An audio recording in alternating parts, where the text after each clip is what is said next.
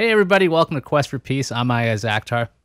If you've never seen this show before and you're like, hey, what is this? Is this Superman 4? It's not Superman 4. I'm really tired of that joke. So let's retire that right now.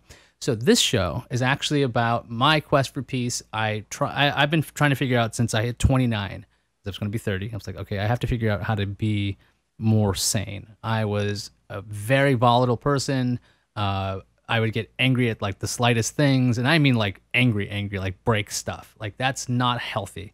And I had a son on the way, and I was like, you know what? I need to make sure that if he has any of the same issues I do, I can tell him, hey, this is how I fixed it, and this is what you need to know, because likely his brain will be similar to mine, and it is, and he's almost 5 now, and so I actually have been able to help him with tips every now and then. So it's been about 7 years that I've been trying this plan, this idea of getting inner peace and calmness, and I wanted to share that with you guys. So I started this show at gfqnetwork.com, and thankfully Andrew lets me do the show here.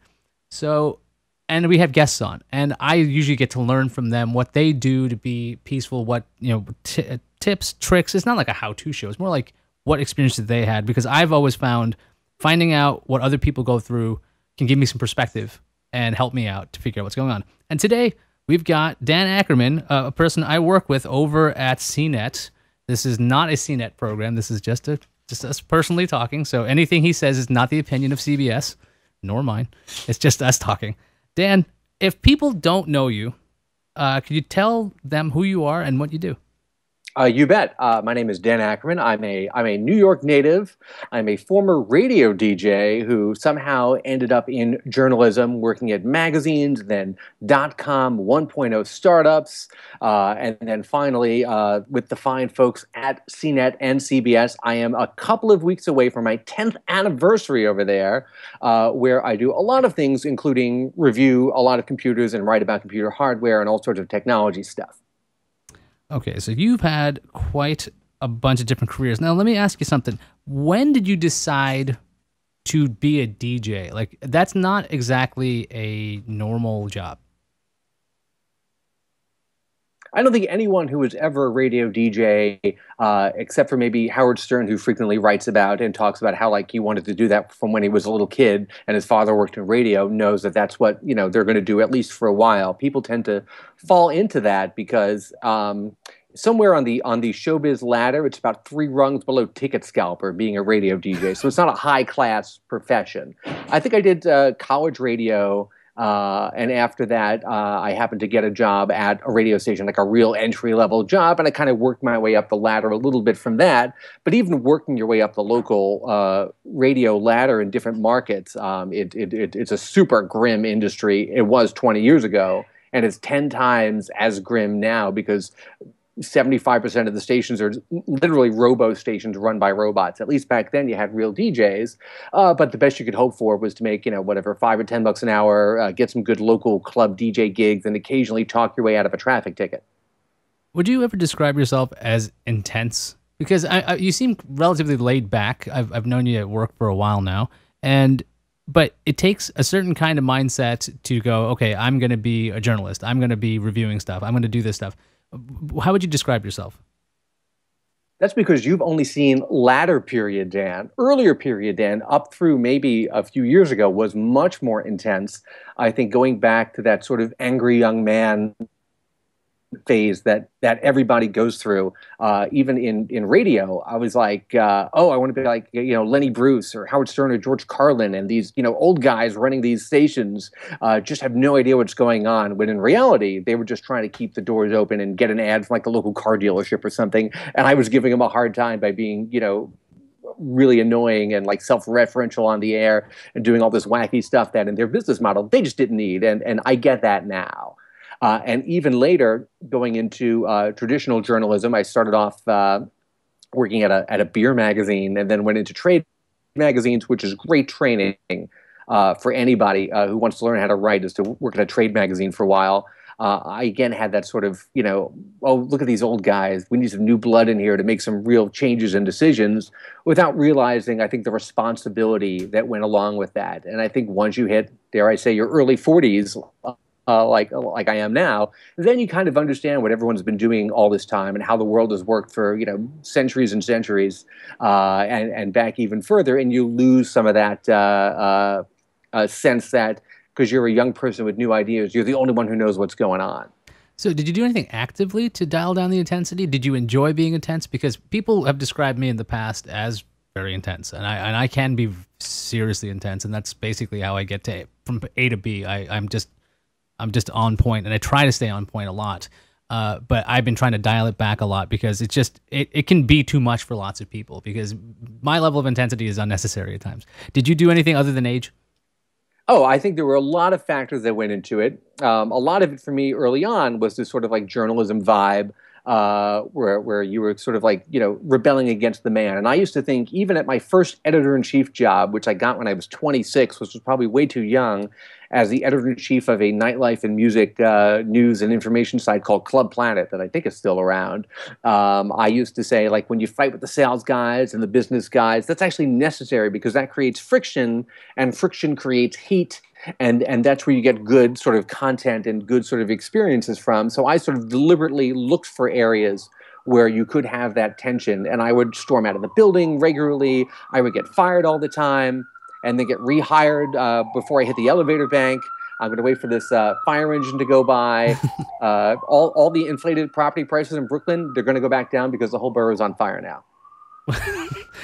Oh yeah, these things happen. That's a good thing we have a fire departments around. Oh yeah, so you moved to Brooklyn. Well, actually, I did. And you seem like a Manhattanite, though. Did you have issues? I'm actually a fake Manhattanite. I spent my first 17 years in the Bronx, and then later moved to Manhattan after college and grad school, and then lived there for 10 years until I was literally gentrified out of my apartment when someone bought the building I lived in that a family had owned for 90 years and just said, we're not renewing anybody's lease, everybody get out of here. And here I am in Carroll Gardens. Did you have any issues with actually doing that move? Because I know my brother is going to be moving to New Jersey, and I'm going to disown him for that, because he's a doctor, he's a good guy, he's a very intelligent and a very funny guy, but he's moving to Jersey, and I'm like you can't do that. And I still for some reason have this ridiculous pride of like when I was looking for an apartment recently, I was like, well, I don't want to live over 100th Street, I don't want to go past like 90 something even.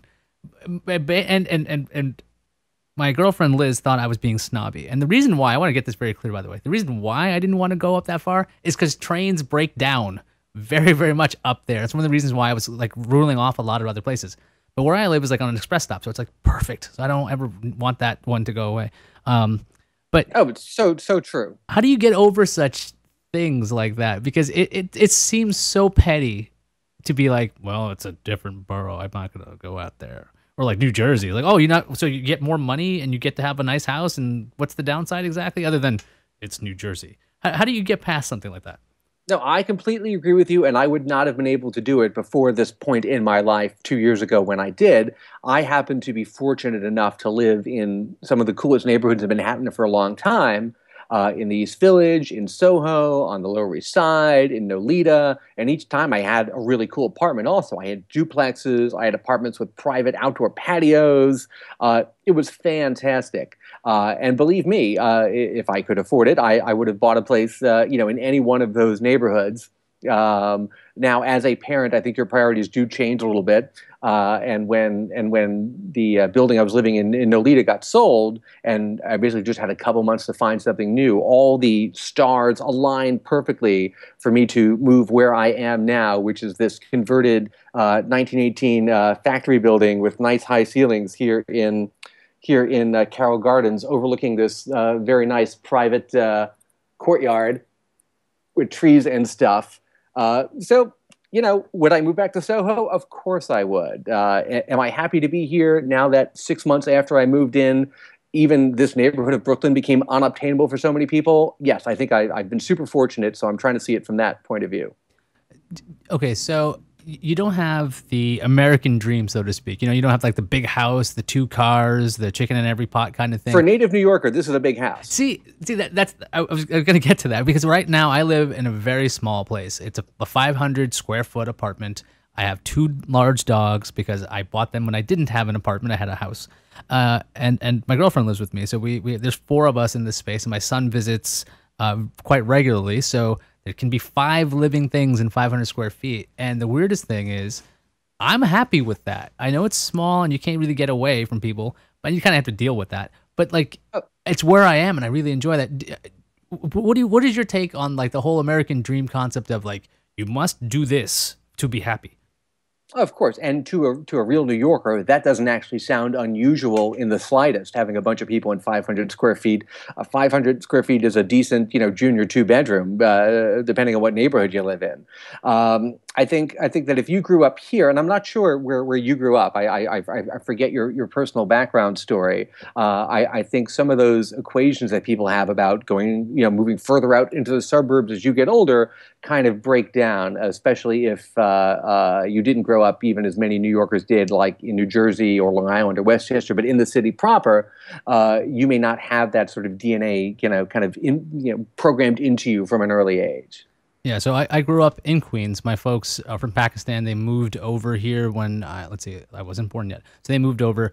They lived in Brooklyn for a couple of years. I was actually born in Brooklyn, and when my youngest brother was born, they bought a house in Queens.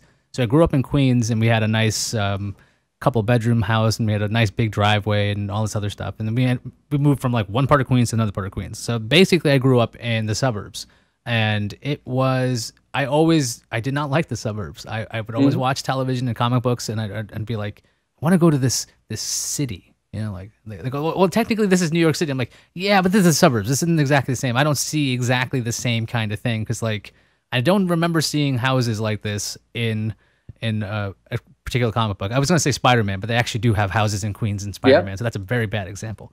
But yeah, I've always wanted to be in the city, and I finally got to it through a very strange way, by way of California, getting a job in San Francisco to move to the New York office.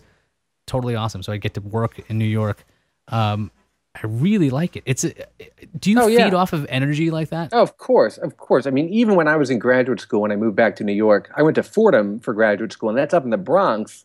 But I lived in the East Village and just commuted up there every day because I really had to be down there. And this was the East Village back in the mid to late 90s when it was not the playground it is today. I did an actual walking tour unintentionally on Friday with my wife. We took the day off and we just ended up walking through all the different neighborhoods that we lived in or I used to live in. According to my iPhone pedometer, it was like 20,000 steps. It was a big walking day. And we went past the bank on Second Avenue in St. Mark's Place that back when I lived in the East Village was the only cash machine, the only ATM in the entire neighborhood. So if you lived on between Avenue B and C like I did in like 1996, 97, you had to haul it all the way over, even in the middle of the night, to Second Avenue, St. Mark's if you needed some money. Let me ask you something about putting yourself out there. You've been in a lot of public kind of mediums, right? And with that comes criticism, lots and lots of criticism. Everyone's got something to say about something, right? How do you handle that kind of stress? Because it seems like, it can be unreasonable sometimes, but how do you deal with that? Oh, sure. They always tell you, don't read the comments, or if you put out an artistic work, don't read the reviews, or people claim that they don't, but everybody does. Everybody peeks at it. I think you do have to not take it personally. I think people like you and I working and kind of growing with the internet a kind of community as that's come together, that's sort of shown us a little bit of behind the scenes where, if somebody's writing something online, whether it's a withering personal criticism or just someone telling you you suck via a tweet or a comment on a story you wrote, you know that these people are actually just sort of acting out their own agenda. It's not really about you.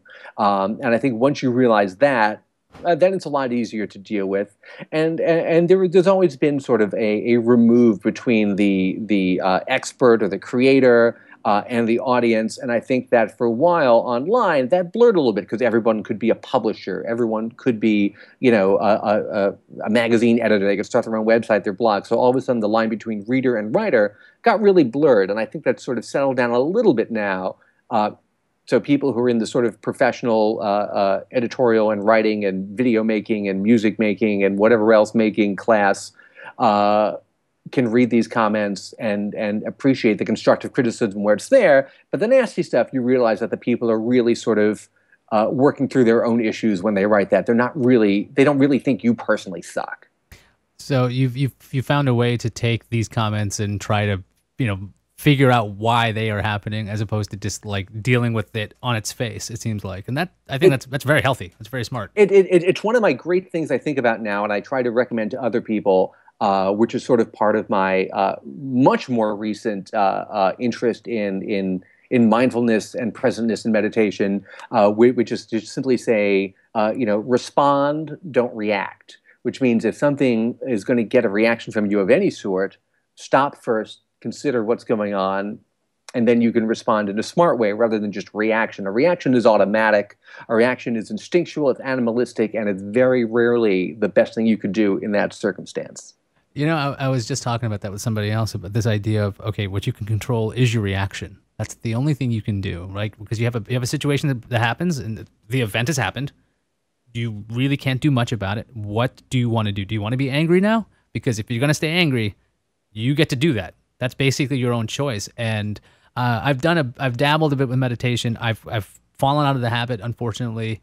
I mentioned this before on other episodes where what I really got out of meditation was, like you were saying, mindfulness and the idea of being present in the moment. And that was, I do a lot of guided meditations, and I have an app for that which helps me. It's called Buddhify 2. I don't know if you've used it. I use Insight Timer. Is it a guided meditation? You can choose. They have some of those also, and you can either just do some chimes and set the time, and you can compare it with other people and stuff, or you can go through their list of little things. I rarely talk about it because one of the smart things I've heard about it is, especially if you're at the super beginner, early amateur stages like I am, if you ever feel the urge to talk about it, you should probably just go do some more of it instead.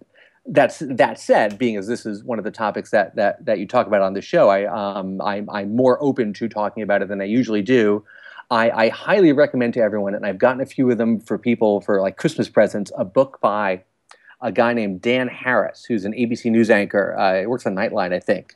And he wrote a book called 10% Happier last year that actually got a decent amount of press.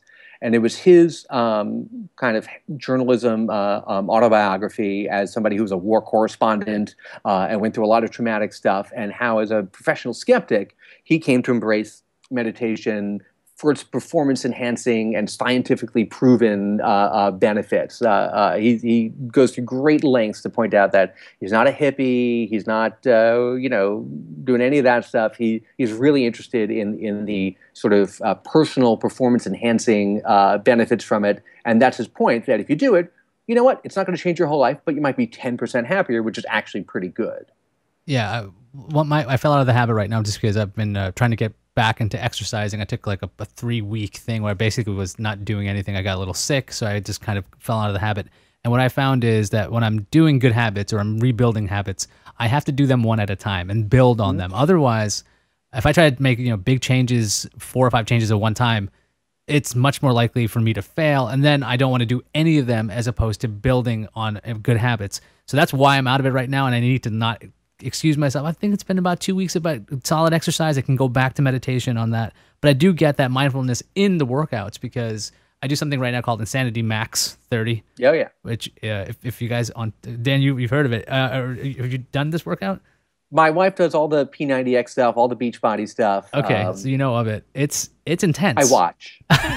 It's definitely fun to watch. I will say that. But doing it basically, you have no choice. You are not thinking. Okay, you are maybe thinking about how your arm is going to move or your leg is going to move or how your push-ups are going to go, but there's no time to worry about anything else. And that was what I was getting out of meditation, was just literally be there. And that is something that, like in between, like we recorded a bunch of shows today. I just wanted to stop my mind for a second. I just started to feel the chair, just literally feeling the chair, because it was another meditation I'd heard before. I'm like, try that. It actually helps a lot. No, that's entirely correct, and the way you describe it is perfect, because what you want to do is not let that voice that's telling you about things that happened in the past sort of dominate you, and that other voice about things that may or may not happen in the future. Those are the two things that sort of distract you and make you, frankly, less peaceful. Is this obsession people have with sort of these stories of their lives from the past and these potential stories from the future, and that's sort of the presentness and mindfulness is getting rid of those. Again, not to give Dan Harris too many plugs, but the great thing in his book is at the end he gives you a little sort of like, here's how you do it section, and he says, listen, 5 minutes a day. Never tell yourself you're going to do anything more than that. And if you just do 5 minutes a day, you're going to get a tremendous benefit out of it, and it's not going to feel like a big deal. So that's what I try to do. And I don't even do that. Maybe 3 times a week I'll get around to it. My dentist is oddly, he teaches like meditation and meditative techniques to dental students at NYU. And he's been doing this a long time. He had a great technique he taught me. This is what we do. We go to the dentist, we talk about meditation. He called it like the 3 breath. So if you do the focus on your breathing and the feeling of the breath in and out, and that's sort of the basic technique.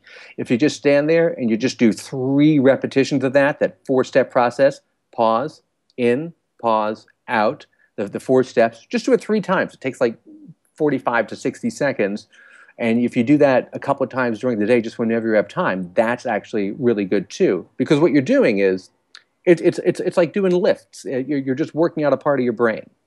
Yeah, that's another thing. It's the idea, if you keep doing it or you keep practicing it, it becomes much easier. Now, one of the things about I'm going to disagree with you there, simply because in my very, very, again, very limited understanding of this, it doesn't matter if it gets easier or not easier or harder or not harder. Just the act of doing it is the rep of lifting the weight. So you're almost not even trying to make it easier or let yourself, not think about the past or the future or anything like that. Because whenever a thought comes in, you put it aside, and again, that's the rep.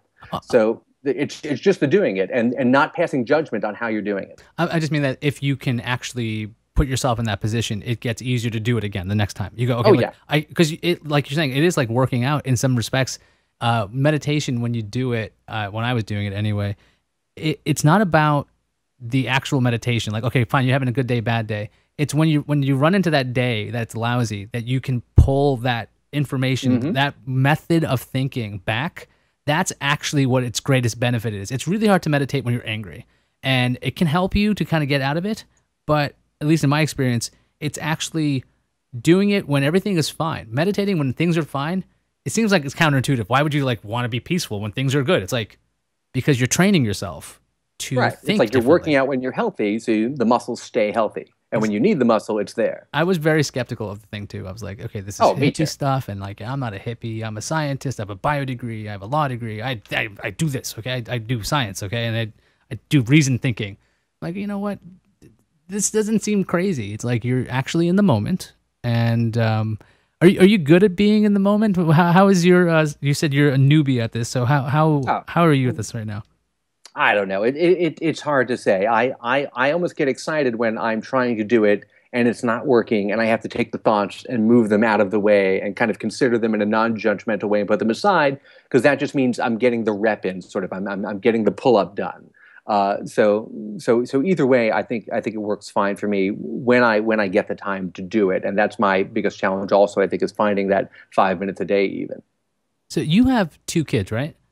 Just one. Just one. So but it feels like 2 sometimes. I thought you had 2. Okay, we have 1. So how did that impact you in the way you basically? At least for me, I'm just going to explain it this way. I know that I had to basically get my act together because I have to be responsible for a human being. And if I am a crappy human being, I shouldn't really have another one of me. So I decided to kind of fix it all. Did you have any like awakening in your head of like, I got to be better? I feel like it happened to me at a time when I was ready for it. I don't recommend this for everyone, but I think my wife and I were both 37 or 38 when Dash was born. So we had certainly, and we'd already been married, 9 years or something like that. So we had plenty of time to sort of get things together. And we were both much more advanced, in our careers and in our lives. So for some people, that's the right choice. So I didn't necessarily feel I had to make any major lifestyle changes, but I knew I would have to adjust to, I think, particularly scheduling issues. And I think the one learning I've taken away from that whole experience is that when you have a child, at least for someone in my circumstances, it's not so much that you lose the ability to do the things that you want to do or have the schedule you want to have or engage in all the activities that you enjoy. It's that the timing of it changes, and the difference is you may not be able to do it right when you want to. You may have to work on your schedule a bit to find time to fit it in. And to me, that was the biggest change and adjustment. But it was also positive and very heartening in a way, because I realized that I didn't have to give up everything that I enjoyed, and I didn't have to become just like this parental robot that some people seem to feel is going to happen to them when they have a child. Yeah, for my kid, I wanted to make sure that I treated him like an adult, which is really odd to say, because I knew when I was a kid, I still have memories of 4 or 5 years old when people would talk to me like, "Hi there, is everything going well?" And I'm like, "Why are you talking so slowly? Are you okay? Did you get hit in the head? What happened there?" I didn't like people talking down to me, even when I was 4, which is ridiculous. And so I have made like one of my most valiant efforts, and I think I've only failed twice, is never saying because I said so. That is not a reason to do something. That's a terrible reason. Every time I'm asked why, I actually give him a reasoned response, because that is what he should be expecting. Do you find yourself doing anything either Oh, I different or like? completely agree with you. I completely agree with your methodology. That's almost exactly what I try to do. I also never liked that sort of kiddie speak when I was a kid. I always wanted to talk to the adults and hang out with the adults. One of my early nicknames was Old Man Dan, because I just wanted to hang out with the old people. And I do the same thing. I try to do the reason thing. It's not. It doesn't always work, because the child's brain, especially when they're like less than 4, it doesn't work the same way. They don't have the same understanding of cause and effect and responsibility and logic. But you can still try. I also try to do the why thing, but eventually, if you get into a big series of whys and you keep going back, back, back, you end up at the big bang, and you can't go back any further than that. And I've done that in whatever, put your shoes on why. It's gone all the way back to the beginning of the universe, just because I keep answering every question. So eventually, you're going to run out of answers. Yeah, then I get to the phrase, son, I don't know. I literally don't have an idea. We can look it up and we can find out, but I don't have an answer for you. And he just kind of looks at Yeah, me and like, all matter compressed into a tiny ball, and then in one moment it exploded. And from that, the stardust that eventually created these shoes that you should put on your feet. yeah, I've definitely learned a lot of patience from my son, because Oh yeah, there's no ability. Sometimes you're like, okay, well, look, the reason why you have to do this is because you have to put shoes on. That's actually a very good example. This seems to be a fight for some reason. You got to get your shoes on because I'm not letting you walk outside barefoot. It's dangerous. That's basically the only reason why. There's really no good reason why you have to wear shoes, I think, other than like you don't want your feet dirty and you don't want to step on glass in the city. That's basically why you're wearing shoes. And I totally lost my train of thought. But anyway, kids, I think, are actually relatively good for patience building. But if you have no patience to start with, they will probably drive you insane. oh yeah. So what other things do you do to make yourself happy? I mean, you obviously you do enjoy your job. I'm assuming you enjoy your job. I mean, that's a big part of it, but that's also what made me unpeaceful for so many years, was that I took it. It's not that I took it seriously, but I took the kind of responsibility we had as writers seriously, when it came to sort of dealing with the audience and using them as sort of your goal.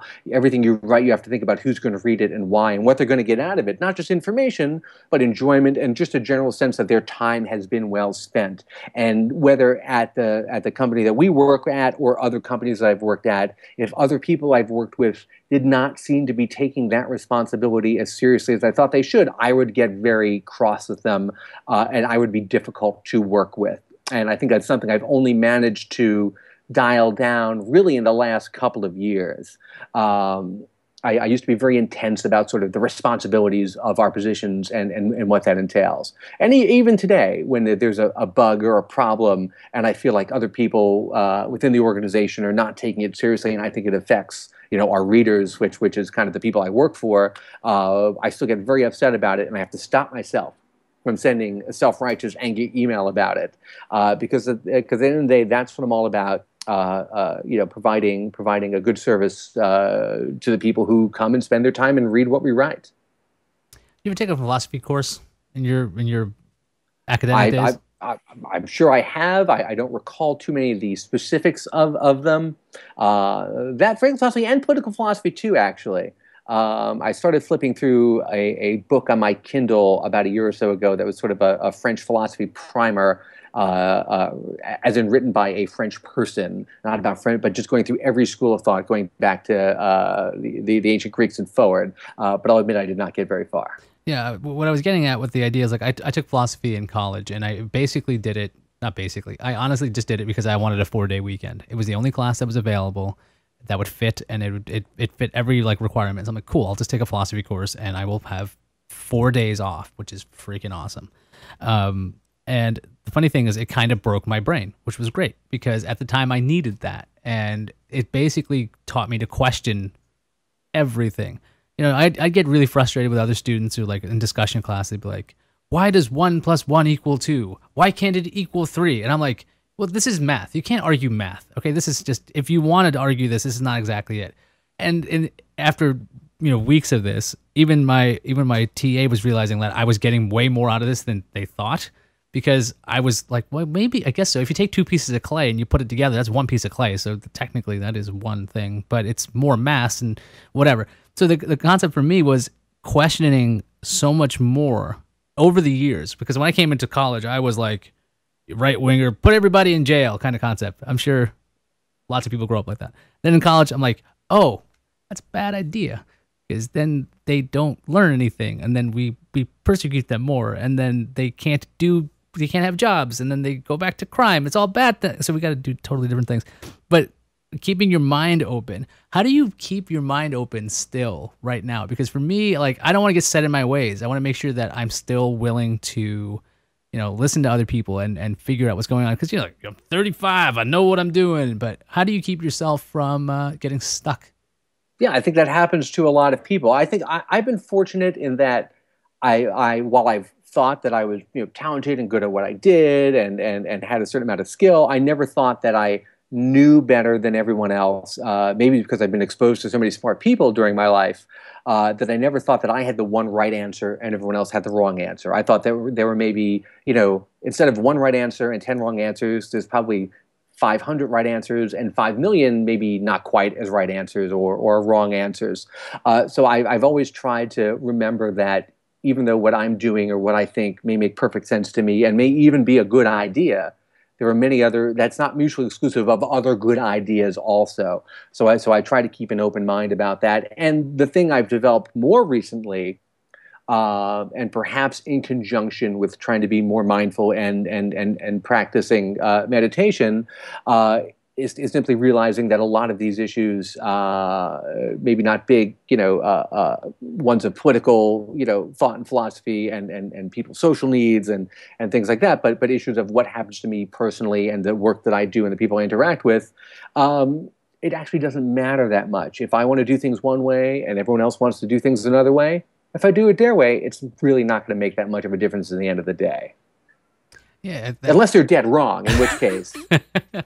Yeah, I mentioned something a while ago. It was something about this book. Richard Carlson wrote the book. It was one of those "Don't Sweat the Small Stuff" books. That's exact. Yeah, that's actually pretty close to it. And I used to fight over every assignment. I wanted every high-profile byline. I was like, any big story, I wanted to cover it. And now I don't feel that way anymore, simply because at the end of the day, nobody remembers it, 6 months or a year later. And you could be out just having a better time and enjoying yourself more if you didn't get so obsessed with that sort of thing. It's funny. I used to pride myself in, I used to do product reviews elsewhere, and I would pride myself on getting like the worst products and trying to come up with the best video to explain it. Because otherwise, if you can make a boring product interesting, like I had a review once, a speaker that attaches to a window that makes the whole audio. I remember that. I know what you're talking about. I forget what it's called, but I know what you're talking about. Yeah, so it's a cool little device, but like it's not exactly exciting, and it's kind of to do an audio review. It was going to be like a tester video, and it was a fun video, and I enjoyed doing that. And that was something that I really enjoy doing. That makes me happy. I really love making video. I love writing scripts. I like actually screwing up with a teleprompter, which I've done millions of times.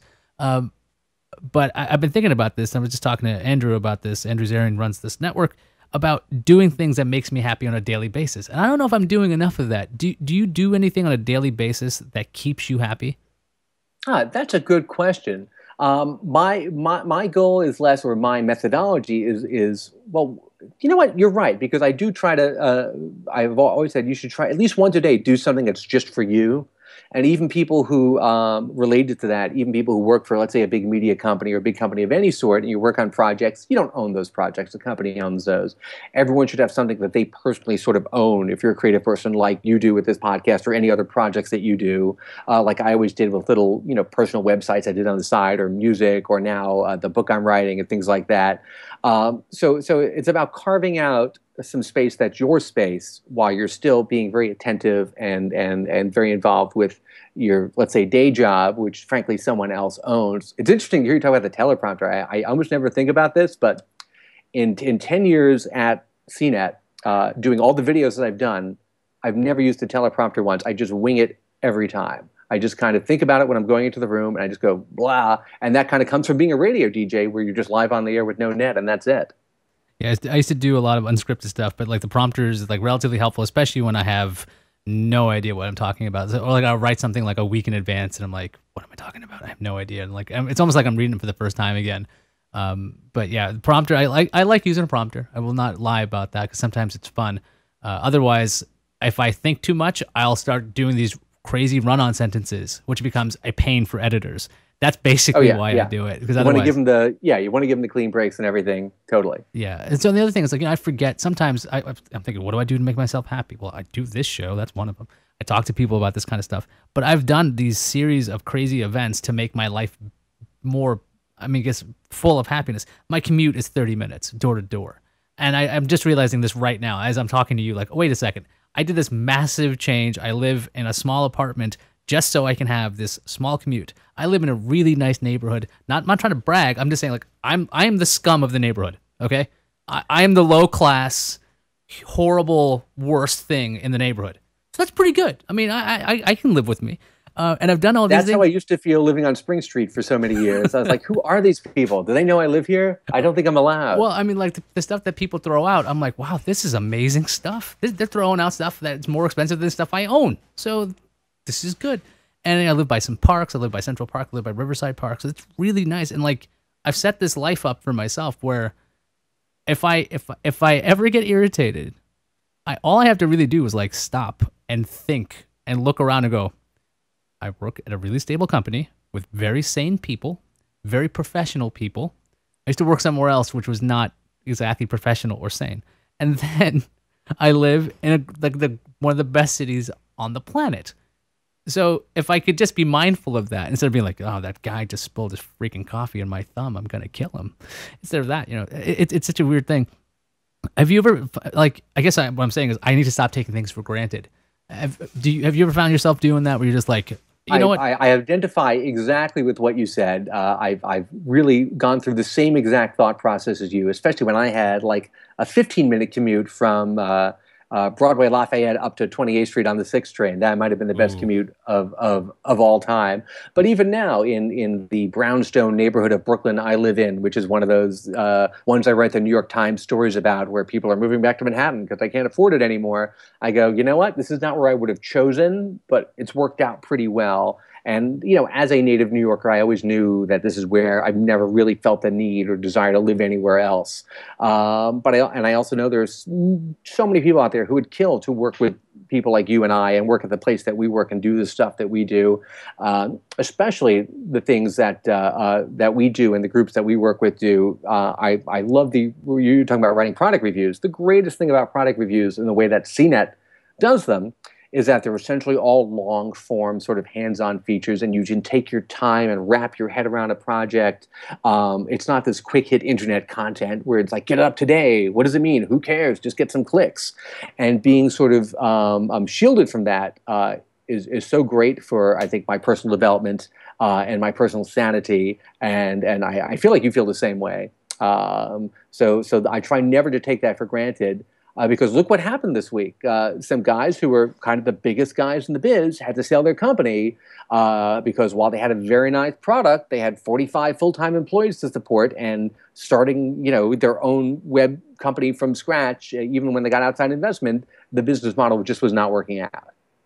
Look at that thing. I forgot about that. That was this week. Oh, There's a lot of people writing the same, I think, very smart take about the value of the individual versus the brand when it comes to what we do or what other journalists do. You can have a very valuable personal brand, but that doesn't mean it's a business model. I mean, look what happened to Andrew Sullivan. I mean, he was one of the most successful sort of standalone bloggers ever, and he left all his different places he used to write for to start his own website, and he shut that down in like in a year. do you have any like unfulfilled dreams? Because right now I'm basically living my dream. I'm doing pretty much everything I want to do. And this is not to brag. And this is part of the whole idea of being happy. It's like that's what makes me happy. Is like actually chasing a dream. I had a bunch of years where I wasn't doing what I liked. I was also doing what was the other thing? I remember failing like crazy. And by the way, failure is always going to happen. Do you have any dreams that you have just left on, away, or if you've pursued everything? Oh, that's interesting. I think I'm getting closer. I always wanted to reach a large audience by writing, and I've done that. I wanted to be in broadcasting. I did that early on, and I do a lot more of that now than I ever did before. Something you're starting to do more of now, and I'm sure you find that very fulfilling also, doing like, news shows and network stuff, which is a whole different sort of feel and vibe than online, publishing. Even I started off in print magazines, and getting to do that again now that we're doing a print magazine at work is really great. But frankly, my big ambition for many years was to do something that was more sort of long form and more something that you could pick up 100 years from now when all of these web servers have been erased and nobody can find any of these pages anymore, which was to write a book. And after several years of kind of dancing around the edges with it, working with an agent, getting manuscripts together, not selling them, I finally did, sell a book to a legit publisher, which is kind of my weekend project for the last 9 months. And that's a big. I'll have to see what my next adventure is after that. But getting that done and getting an actual book in like bookshelves and Barnes and Noble that you can go and look at and go, hey, look, that's me. That's my current sort of goal I'm working towards, and one I'm wrapping up very soon. So I think you have to keep finding new things to do and then finding out how you're going to do them. Well, congratulations on the book. And also, I want to ask you about writing. And I'll be back on next spring to plug it. Sounds fine to me.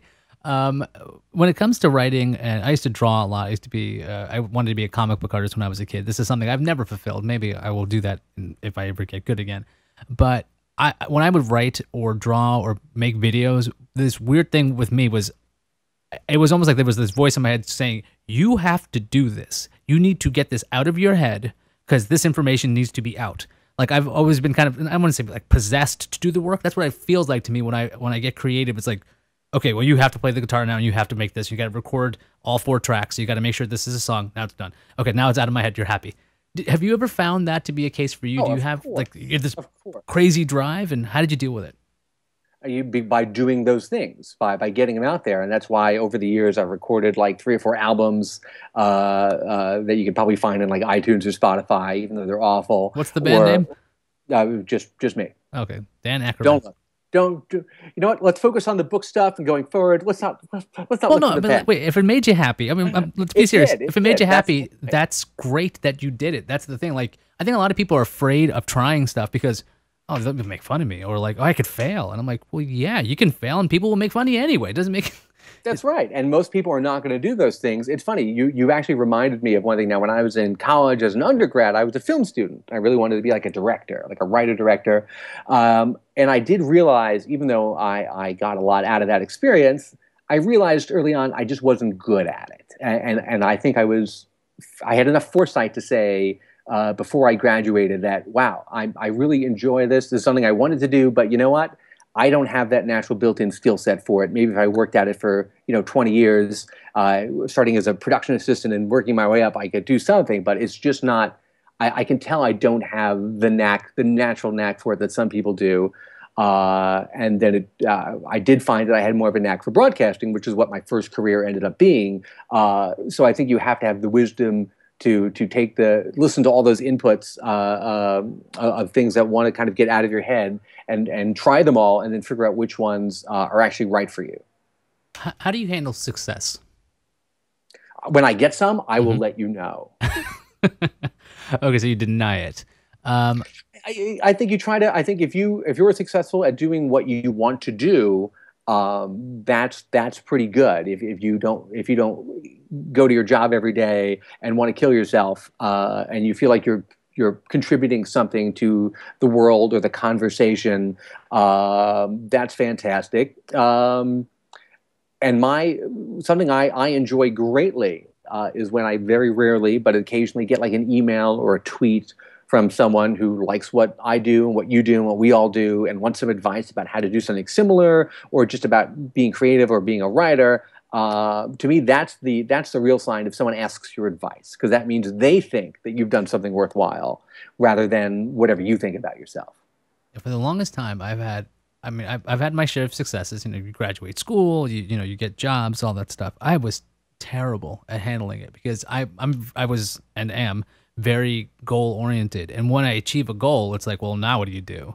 I had the worst time with this. I guess it's like that concept of like if a dog catches a car, what does it do with it? Like, I had this happen enough times.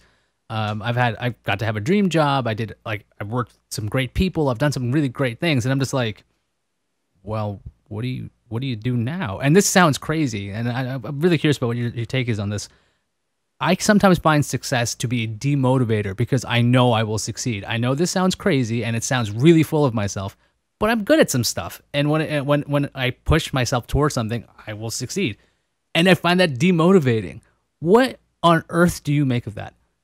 Right. I think that makes actually a lot of sense to me, especially if you're someone who can kind of focus on something and complete a goal and say, okay, I did this, then immediately before you're even done, you go, okay, now what? And I think to keep the mind motivated is so key. You don't want to sort of calcify yourself and just get stuck in a rut doing the same thing, even if you're chalking up successes every time.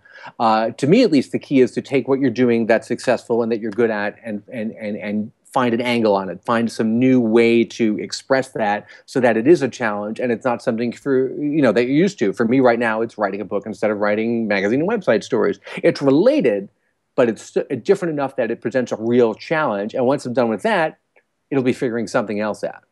Yeah, for myself, I usually, the 5th of every month, my birthday's on October 5th. The 5th of every month, I will check if I'm doing better than I was doing last month. I have an Evernote thing. I actually keep track of it and I look at things like, you know, are you exercising? Are you doing this or whatever?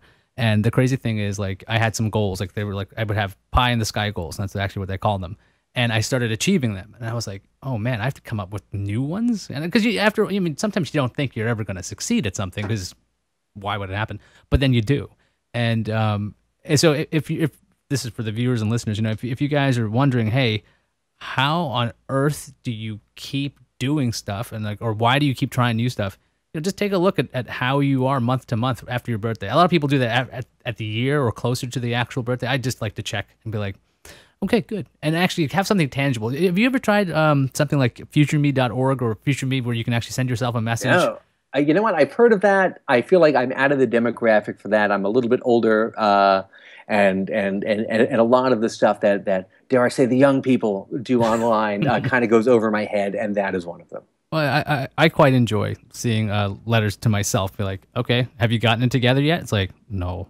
Did you do this? No. I forgot I had that dream. It's kind of neat to see that every now and then. Yeah, if we could actually do that, you see, that would be a whole nother story. Then it would just all be stock tips and you know, things like that. Oh no, it's where you write a note and then you say deliver to me in a year or 5 months from now.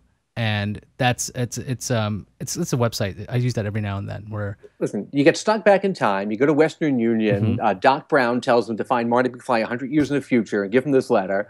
Once we get that going, I think it's all great. Okay, that would be wonderful. Like, oh, here are all the secrets. Now you know how to be happy. And that's another thing. Like I was joking around earlier today about, you know, when will I ever be peaceful? And I'm like, maybe if I'm dead, because they say you rest in peace. But like, I don't know if that's the case. And that's the thing. Like, I think by thinking about it so much, you can make yourself miserable. And that's why the mindfulness stuff is so important, is because I'm going to give you a positive spin on that, go for it. actually, based on something I read in another kind of meditation practice book, which is a way to sort of just for a moment lift the anxiety and the weight of responsibilities from your shoulder. And this is something good to practice when, like, you're standing like a crowded subway platform or something. You're thinking about all the things that you have responsibility for and you have to do that are weighing on you. If you actually do imagine, and this sounds morbid, but it's not, that you are dead. And that if you were literally just not there, all those things that you feel personally responsible for, paying the electric bill, you have an assignment due at work, you have to buy a birthday present for somebody, all those things just evaporate if you're not there. They don't actually exist, which means that they really only exist in your head, so you can actually put them aside for, as long as you feel like. And the description of imagining that you're dead is a little bit morbid and not entirely correct, but try that as an exercise, or just imagine that you're not there and see everyone else standing on the subway platform just going on with their lives as if that didn't matter, because it doesn't. It's actually very freeing. I've never tried that before. This is the first time I've heard imagine that you're dead. That I can do. I think I'm going to try And that watch sometime. everyone else just going on with their lives, and the fact that you forgot to get a birthday present for your mother or brother or somebody, but you know what? It's not that big a deal. I think we got to wrap up, Dan. Is there anything you'd like to impart? Any wisdom, or like you want to promo stuff, whatever you want to do? Floor is yours. This has been a fantastic experience. I do enjoy talking about all this stuff, and I rarely do it because I feel like I'm such a novice at it. So I really appreciate the opportunity to come on here and chat about this. And I enjoy working with you. You've been a great addition to our team in New York, a very long-standing team. I'm coming up on 10 years at CNET. I'm still the new guy in that New York Reviews group. We can go through all the people's dates and longevity in the office sometime, and I'll point that out to you. It'll blow your mind. But this has been fantastic. Thank you so much. Oh, you're welcome. Thank you for being on. I really did appreciate this, and I got some insights here. And that's what this show is really about. It's if you're listening to this and you're having a lousy day, it doesn't have to be too bad. And if you want to see that people struggle, yeah, people struggle. I struggle all the time when it comes to trying to figure out how to keep myself sane, which is it sounds depressing, but you know what? You're not alone if you're having a bad day. And if you're having a good day, keep it up. That's a good attitude. I really do think that's a great thing. This show is on gfqnetwork.com. You can get the archives there. We have an email address. So if you want to contact me and be like, hey, look, I really have some trouble, or you're like thinking, I have a great tip, this is going to help you. You can let us know at quest@gfqnetwork.com. Let's see what else. There's a Twitter account now, so if you want to tweet at the show, you can. It's at Quest for Peace TV, or you can tweet at me. I'm at Iyaz. You can do whatever you want. I mean, it's pretty simple. I get back to Twitter a lot easier than I do emails, so just keep hanging there. I will get back to you at some point. Dan, thank you so much for being on. I really appreciated this. This was great. And I think we'll see everybody next time. Thank you. And I'll see you tomorrow. Yes, tomorrow.